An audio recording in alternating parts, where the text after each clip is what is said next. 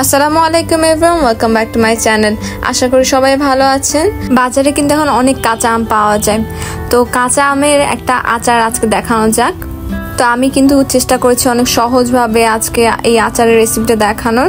আশা করি আপনাদের ভালো লাগবে। তাহলে শুরু করা যাক। প্রথমে একটা কড়াইয়ের মধ্যে সরিষার তেল নিয়ে নিচ্ছি। আচার বানানোর জন্য কিন্তু সরিষার তেলই নিতে হবে। তো এই সরিষার তেলের মধ্যে দিয়ে দিলাম 3 থেকে 4টা পরিমাণ তেজপাতা, 5-6টা শুকনা মরিচ, দারুচিনি, 2টা এলাচি, মিষ্টি জিরা, ঝাল আরো বেশি দেওয়ার জন্য শুকনা মরিচ 2টা ভেঙে দিয়েছি। চুলার আঁচটা একদম কমিয়ে রাখতে হবে। দিয়ে দিচ্ছি 10-12টা রসুনের কোয়া,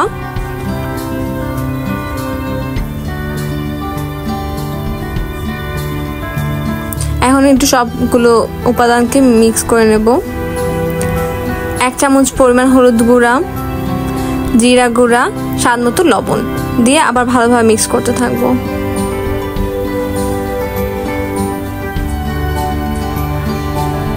দেখুন কি সুন্দর ফেনা ফেনা উঠে এসেছে, সাথে কিন্তু অনেক সুন্দর স্মেলও আসছে। এই সময় দিয়ে দিচ্ছি আমাদের ছাল সহ কেটে রাখা আমগুলো।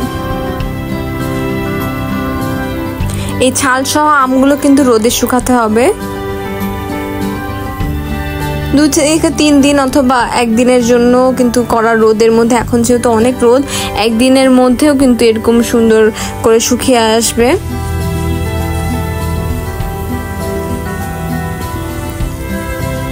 তো আবার তেলের সাথে ভালোভাবে মিক্স করে ফেলবো।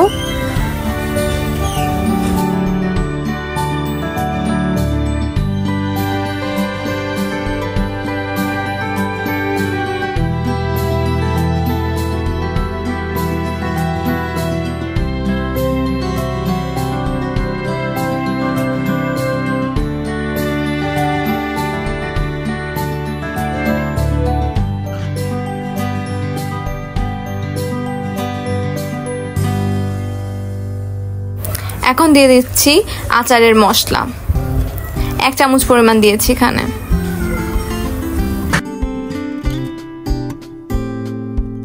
এই আচারের রেসিপিটা কিন্তু আমাদের চ্যানেলেই আছে, আপনারা দেখে নিতে পারেন। এখন দিয়ে দিচ্ছি শুকনা মরিচের গুঁড়া 1 চামচ পরিমাণ।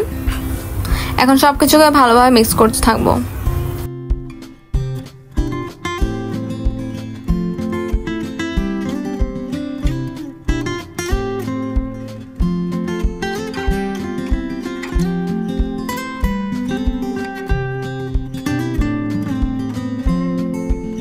বারবার কিন্তু এভাবে নাড়ানাড়ি করতে হবে।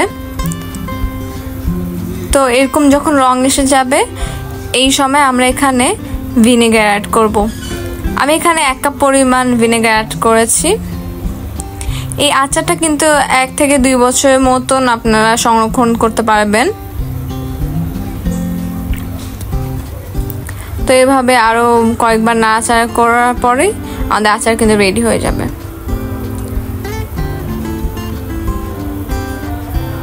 দেখতে কিন্তু অসাধারণ হয়েছে। এই তো আমাদের আচার রেডি হয়ে গিয়েছে, এখন তুলে ফেলার পালা। খুবই সুন্দর স্মেল আসছিল এই আচার থেকে। আপনারাও কিন্তু বাসার মধ্যে ট্রাই করে দেখবেন, আর তারপরে আমাদেরকে কমেন্ট করে জানাবেন যে কেমন হয়েছে। এই আচারটা এমনি অথবা খিচুড়ির সাথে খেতে কিন্তু অসাধারণ লাগবে। তো আজকের রেসিপি এই পর্যন্ত। আশা করি আপনাদের ভালো লেগেছে। এরকম নতুন নতুন রেসিপির জন্য আমাদের চ্যানেলটাকে সাবস্ক্রাইব করে আমাদের পাশে থাকুন। আল্লাহ হাফেজ।